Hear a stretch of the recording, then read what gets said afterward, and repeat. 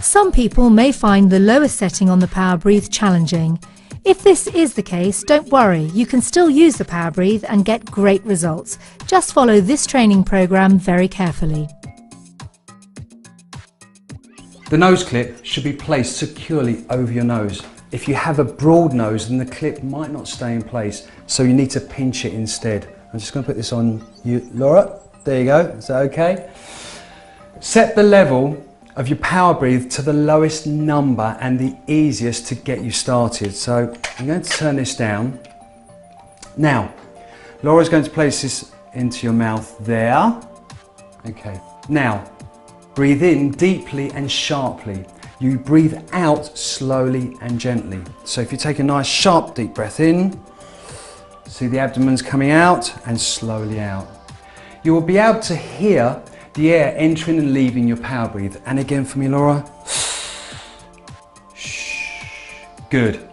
Try to make the sound of your breathing as loud as you can, because that shows a higher rate of airflow. And again for me. Remove your diaphragm and out. And that will help to get better results. And remember, the sound that you make breathing out should be much quieter. You can train in any position, but for beginners like you, it's best to get started in a standing position. That way your breathing muscles are free to move. As well as your diaphragm, you should also feel muscles in your rib cage, your neck, working as you breathe against the load of your Power Breathe. Relax your shoulders, don't allow them to move up against your ears. Some points to note. Do not breathe in too slowly or breathe too shallowly. Avoid excessive shoulder movement and breathing out too quickly.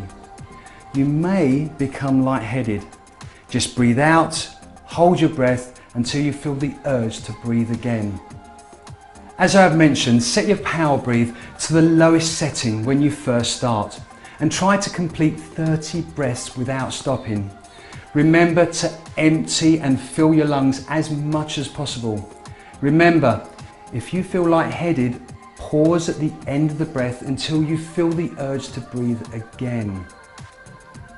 You can train in any position, but standing is best. You might find you can apply more effort if you lean against something like a table or a windowsill. If you can't complete 30 breaths in one go, rest for a short period of time and start again until you can accumulate 30 breaths. Because we are all different, you may find that when you start training, you find completing 30 breaths at the lowest setting very easy. If you do, then adjust the training level by a quarter turn with each training session until you reach a level where you can complete 30 breaths. Once you've reached this level, only increase the load further when you are able to easily complete 30 breaths. Once this happens, increase the training level up by a quarter turn. Don't worry if you can't complete 30 breaths. Keep it as it is, and you'll be back up to 30 breaths within a few days.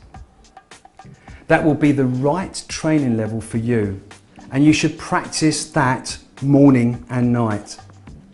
The good news is, it will take you less than 5 minutes of your day. Keep repeating the process until you have completed at least 6 weeks training. You really will grow to enjoy the training as much as the benefits it brings. But don't be tempted to do more than 2 sessions of 30 breaths a day. Instead, I want you to concentrate on achieving the most challenging training level for 30 breaths that you can. Remember, recovery is an important part of the training process, and your breathing muscles need time to rest and adapt between sessions. You really will notice the difference in 6 weeks.